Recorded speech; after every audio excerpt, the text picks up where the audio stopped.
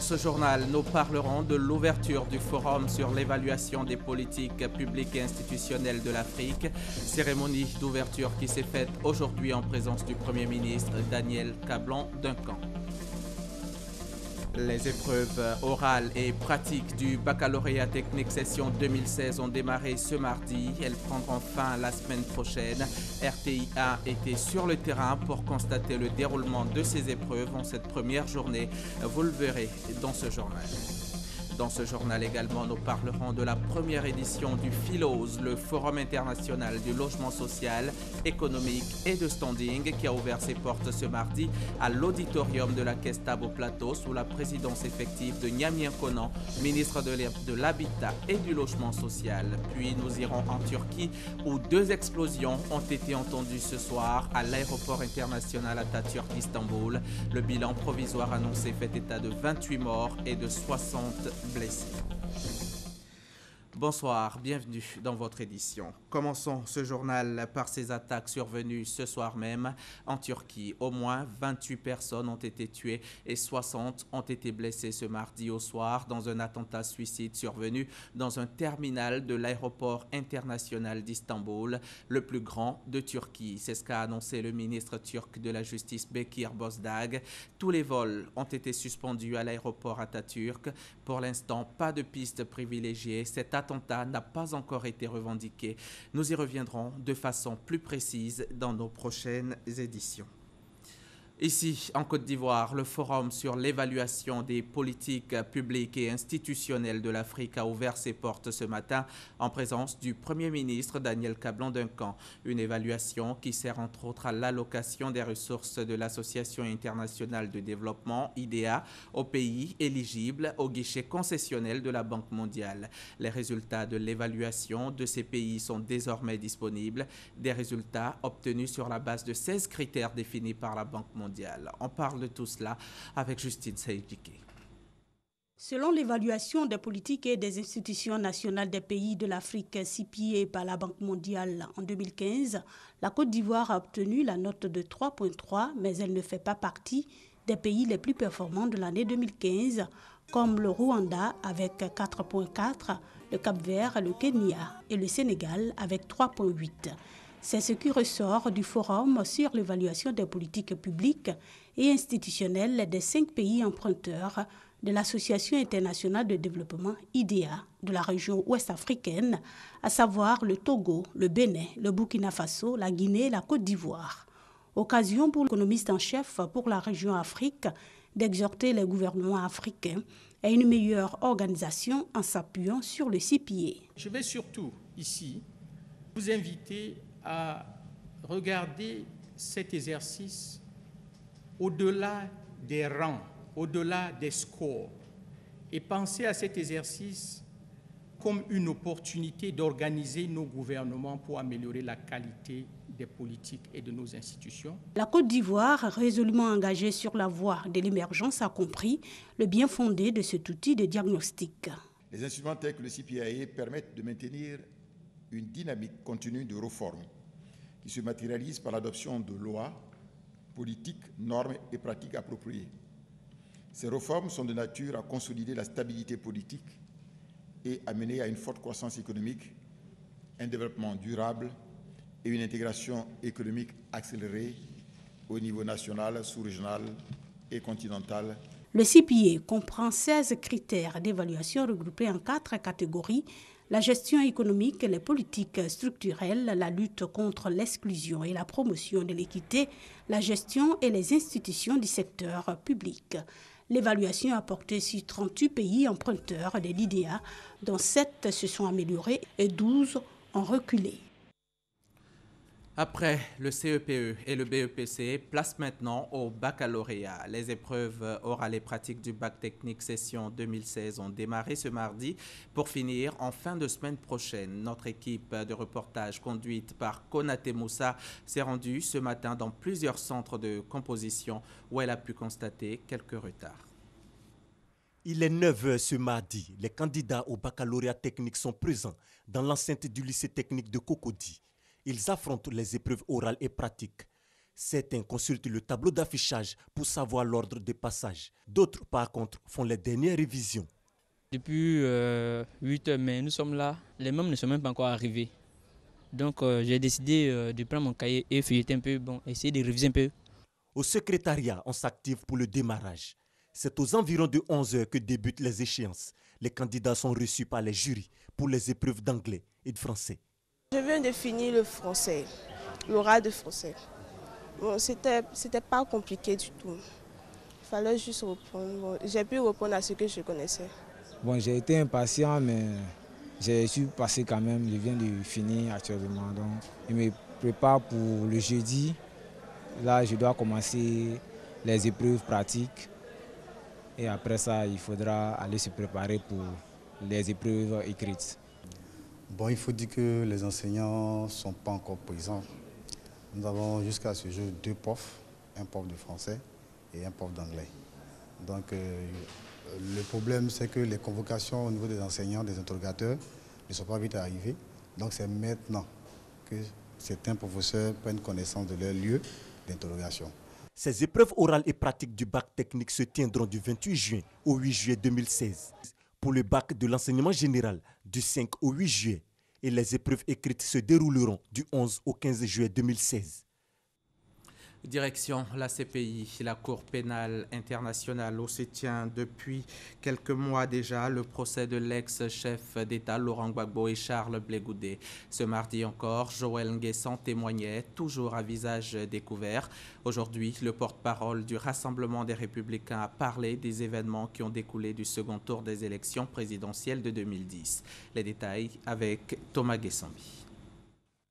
Dans l'affaire qui oppose la procureure Fatou Bensouda, Laurent Gbagbo et Charles Blé Goudé, Joël Nguessan était à son 2e jour de témoignage devant les juges, conformément à la demande de l'accusation.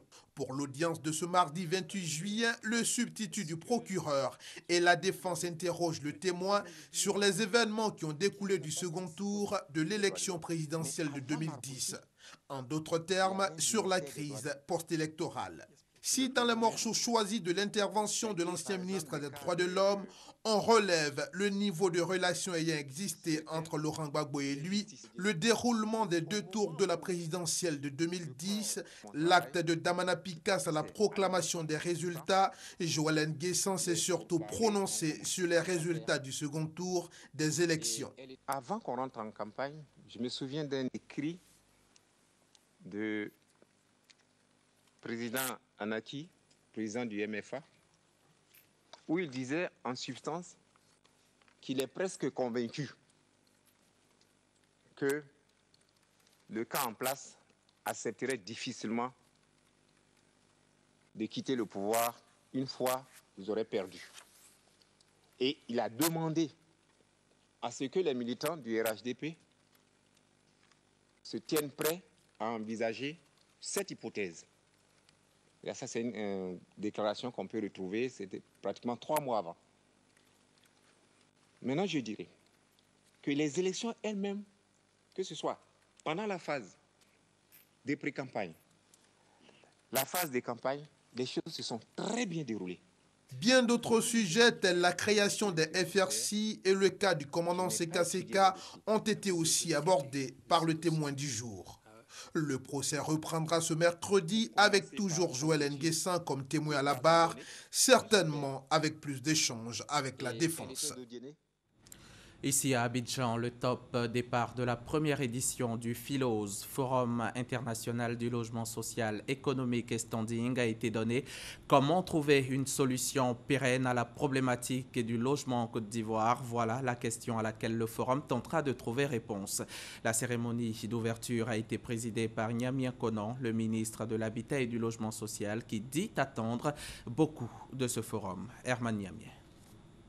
Le déficit de logement se pose avec acuité en Côte d'Ivoire. Seulement en 2016, un besoin de 500 000 logements est à combler pour satisfaire les aspirations des populations.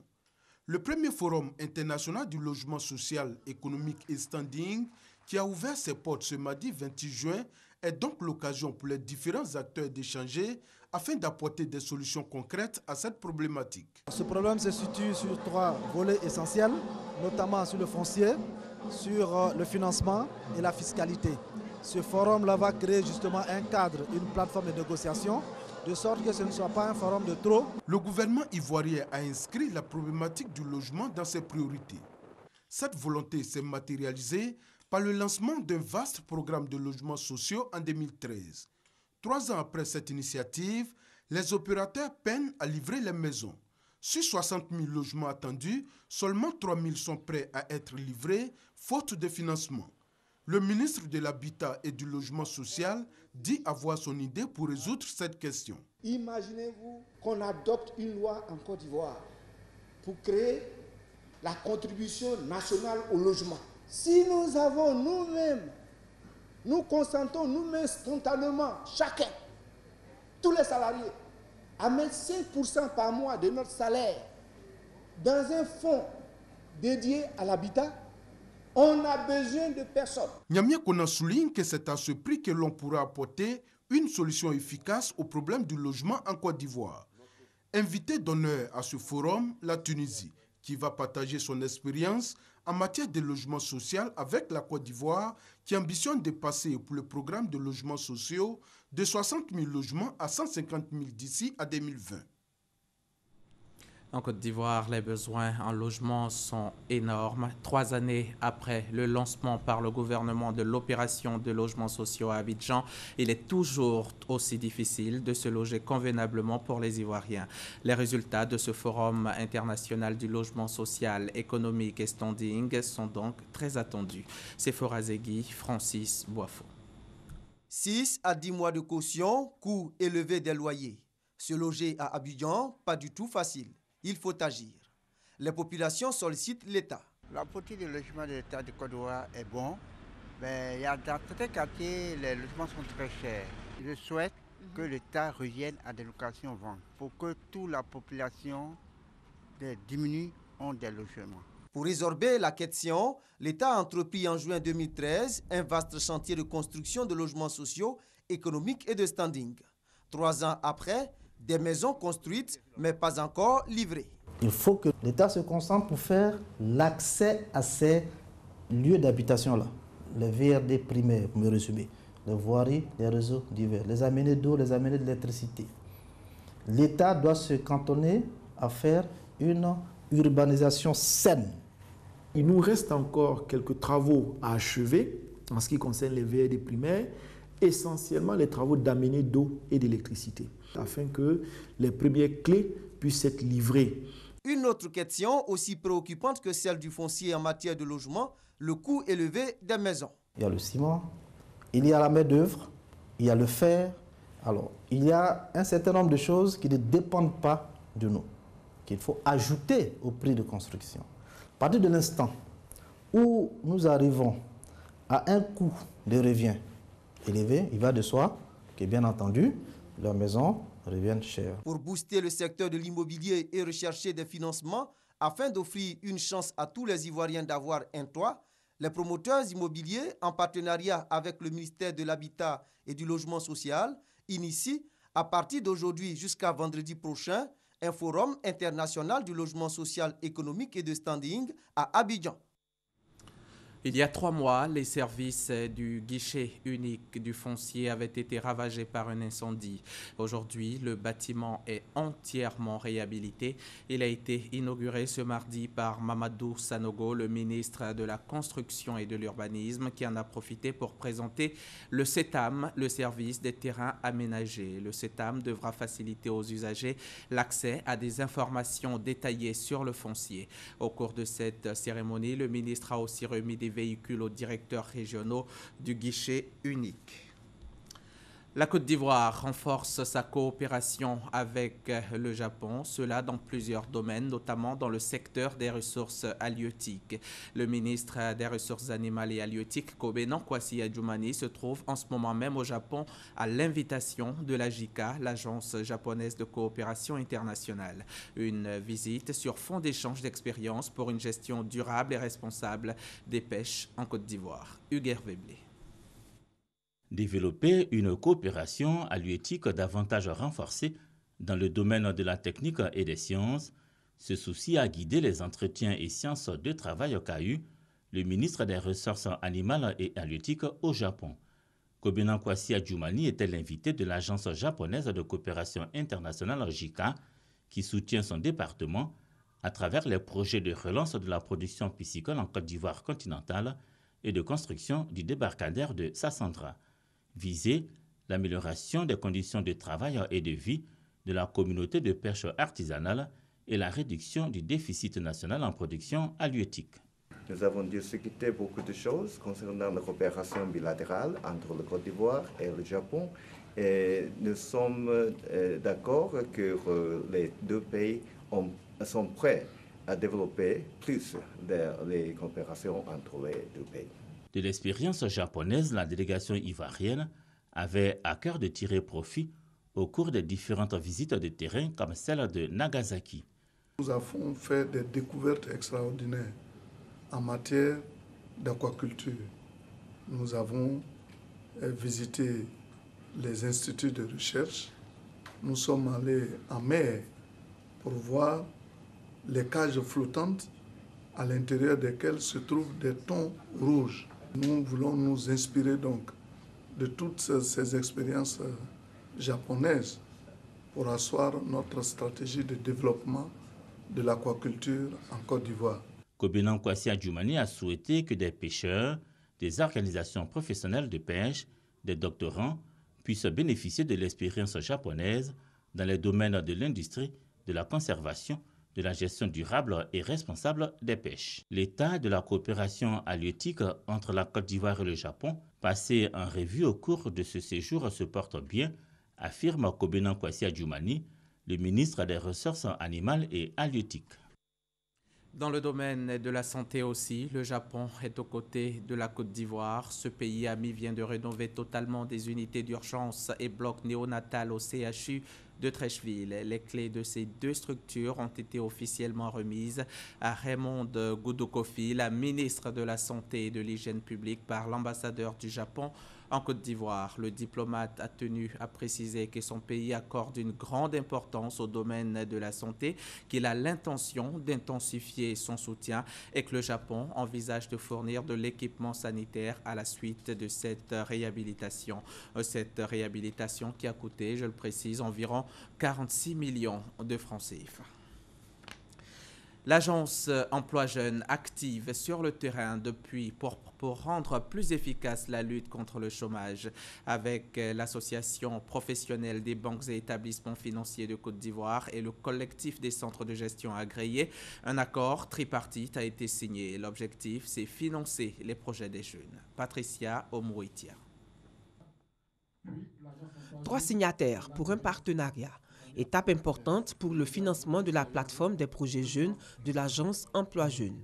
Une convention qui vient renforcer l'implication des banques et établissements financiers dans le financement des projets des jeunes promoteurs. Qui parle de financement des projets jeunes parle de dispositifs d'accompagnement. Et donc nous pensons que les banques font partie de ce dispositif qu'il faut avoir avec nous pour pouvoir mettre à la disposition des jeunes les financements adéquats, mais aussi les centres de gestion pour aider ou apprendre aux jeunes à mieux gérer leur initiative. Tout porteur de projet entrant dans le cadre de cette convention pourra bénéficier de certaines conditionnalités, notamment la formation, le financement à un taux particulier.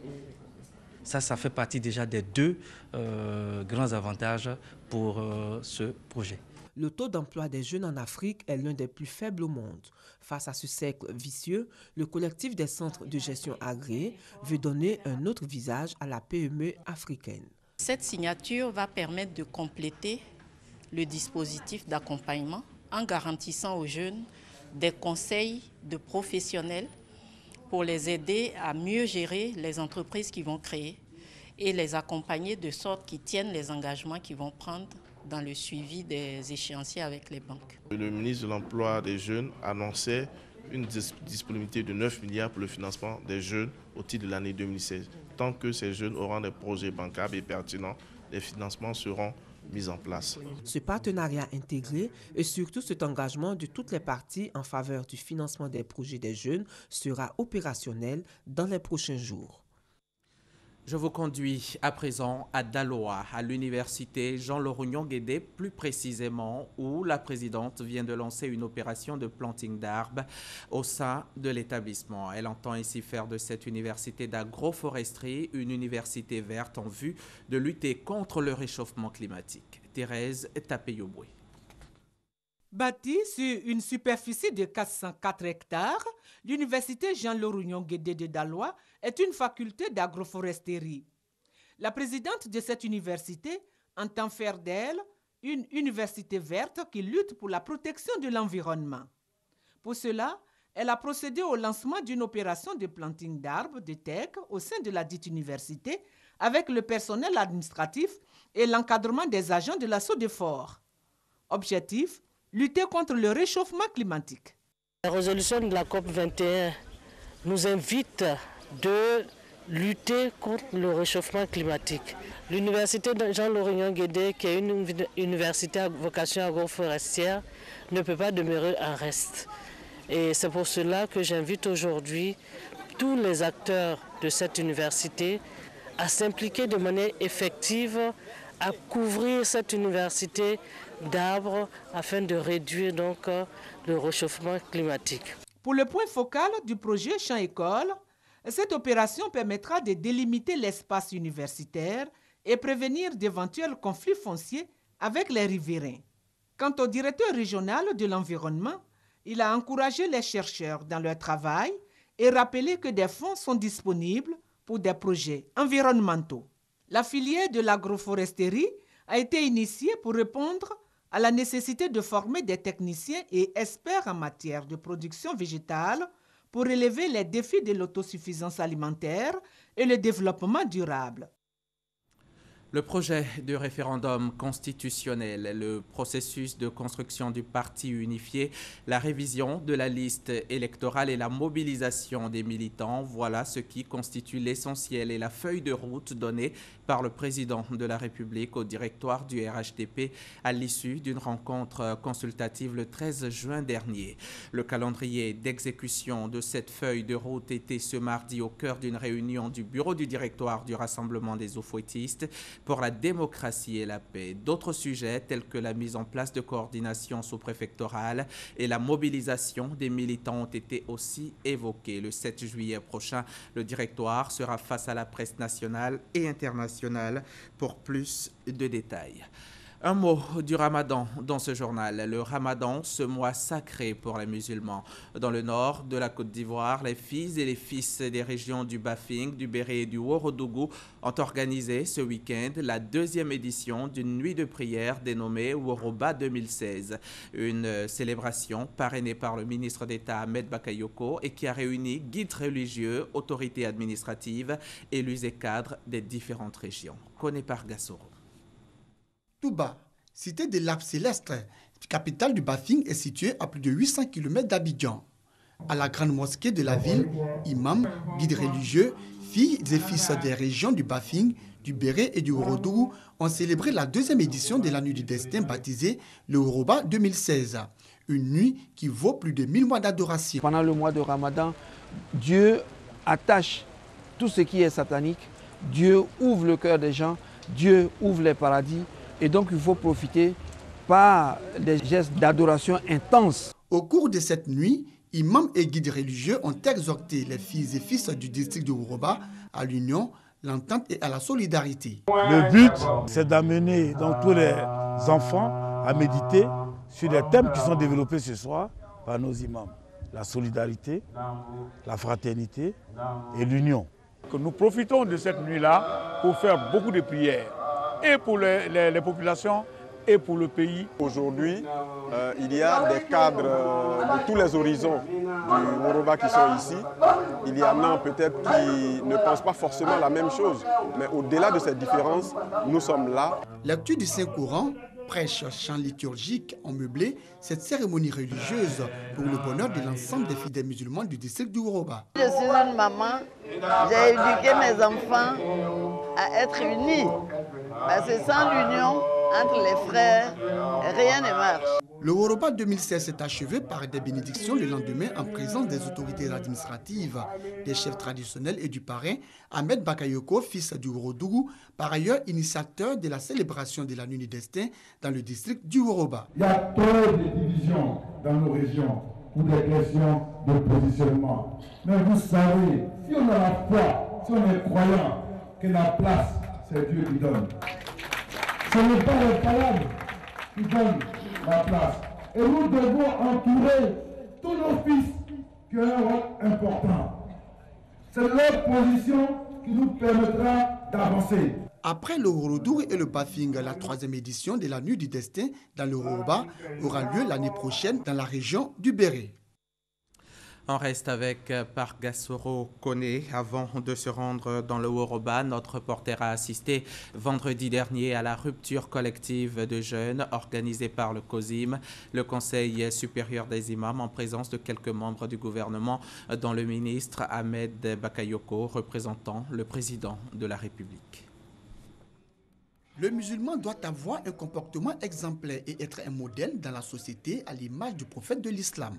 Des propos tenus par le président du Conseil supérieur des imams COSIM, le Cheikh Boakari Fofana, au cours de sa traditionnelle rupture collective du jeûne. Le Ramadan est une période d'espérance au sens plein du terme pour les musulmans, car il renferme tous les ingrédients moraux, intellectuels et spirituels pour se rapprocher davantage de son Créateur et obtenir ainsi sa satisfaction et son agrément. Représentant le président de la République, Alassane Ouattara, le ministre d'État, ministre de l'Intérieur et de la Sécurité a exhorté imams et guides religieux à multiplier prières et adorations pour le développement de la Côte d'Ivoire. Ahmed Bakayoko est revenu sur les attaques terroristes de Grand Bassam qui ont endeuillé la Côte d'Ivoire. En tant que ministre de la Sécurité, je peux attester que tous ceux qui ont participé à cet acte néfaste, grave, ne viennent pas de la communauté musulmane de Côte d'Ivoire. Aucun n'a été référencé comme un fidèle de telle ou telle mosquée. Ils sont tous venus de l'extérieur et ils appartiennent tous à un réseau de grands trafiquants de drogue. Prières collectives, chants liturgiques, partage de repas, des temps forts qui ont marqué cette cérémonie de rupture collective du jeûne qui a vu la participation des membres du gouvernement et du corps diplomatique accrédités en Côte d'Ivoire avec à leur tête le nonce apostolique. Quel est le rôle de la femme musulmane en cette période? Sa contribution pendant le mois de jeûne, elle est grande, sa contribution. Les femmes sont les artisanes de ces moments de solidarité. Elles sont à la tâche tous les jours de ce mois béni, ce mois saint pour les musulmans. C'est un reportage de nos confrères de RTI Boaké. Le Ramadan, mois de pénitence, de piété, de partage et de générosité. Les femmes contribuent activement à la réussite de ce mois. Elles sont à la tâche pour concocter les repas de la rupture du jeûne, l'iftar, et de l'aube, le saour pour la famille. Corvée à laquelle les femmes sont soumises au quotidien jusqu'à la fin du Ramadan. Comment Marietou Kone, mariée et étudiante en gestion commerciale et marketing, arrive-t-elle à gérer cette période? Quand on le veut et avec l'aide de Dieu, on arrive à tout faire. Quand je quitte au cours, j'essaie de faire la cuisine jusqu'au soir. Bon, j'essaie d'être prête quoi. Bon, avec la famille, tout le monde me comprend. Même si je suis un peu en retard, bon, on essaie de faire avec. Son époux étant absent, Dame Rokia vit avec une dizaine d'enfants. Elle prend plaisir à accomplir cette tâche. Faire la cuisine pour la famille pendant le mois de Ramadan, c'est le vœu de toute femme, hein, d'être un jour dans un ménage, être entourée de ses enfants. Vraiment, c'est une joie pour moi. Pour les responsables religieux, tout acte posé par la femme dans ce mois est béni par le Tout-Puissant. Se réveiller à 4 h du matin pour préparer le sahour, tout comme être au rendez-vous à partir de 14 h, 15 h pour préparer le repas de la rupture, ne peut être une corvée pour quelqu'un qui croit en Dieu. Le plus grand des mérites, c'est le paradis. La plupart des femmes, voire 90% des femmes, dans ce mois précisément, sont au paradis. Une bénédiction que toutes les jeunes filles doivent chercher, d'où cet appel. Tout ce qu'on demande à nos enfants, surtout les filles, elles n'ont qu'à s'approcher des mamans, que ce soit le mois de Ramadan ou pas, elles n'ont qu'à s'approcher et puis apprendre à faire la cuisine parce qu'un jour, ça va leur servir, quoi. 9e mois du calendrier musulman, le Ramadan est le 4e pilier de l'islam. À Paris, en France, ils étaient entre 15 000 selon la police et 55 000 selon l'Union syndicale à battre le pavé ce mardi à l'occasion de la 11e manifestation contre le projet de loi de travail voté au même moment au Sénat. Dans la rue, les manifestants ont parcouru les 2,8 km entre Bastille et Place d'Italie et la manifestation s'est déroulée sans incident. Pour cause, 2500 policiers étaient mobilisés avec des barrages filtrants à chaque entrée du cortège. Il y a eu 38 interpellations. Un conseil européen exceptionnel s'est ouvert ce mardi à Bruxelles. Depuis le 8 des Britanniques au Brexit, le Royaume-Uni est en sursis. Cette réunion de 2 jours des dirigeants européens va être presque entièrement consacrée à cette situation inédite du jamais vu en 60 ans de construction européenne. Kader Ouattara, Thomas Guessambi. C'est une journée chargée dans l'Union européenne post-référendum. Après le vote sur le Brexit, les chefs d'État et de gouvernement de l'Union européenne se réunissent à Bruxelles pour la première fois depuis le référendum. Assumer le Brexit et ne pas tergiverser, c'est le message clair des Européens à l'endroit des Britanniques. C'est qu'il faut engager le plus vite possible la procédure de sortie du Royaume-Uni de l'Union européenne et ensuite engager les négociations qui suivront. Malgré tout, Londres préfère temporiser quant à l'activation de l'article 50 du traité de Lisbonne concernant la notification de sa sortie de l'UE et entend la négocier de façon constructive. Hier, déjà une rencontre entre les dirigeants français, allemands et italiens s'était tenue afin d'établir une stratégie post-Brexit. C'est la fin de ce journal. Merci de l'avoir suivi. Merci surtout de votre fidélité à notre antenne.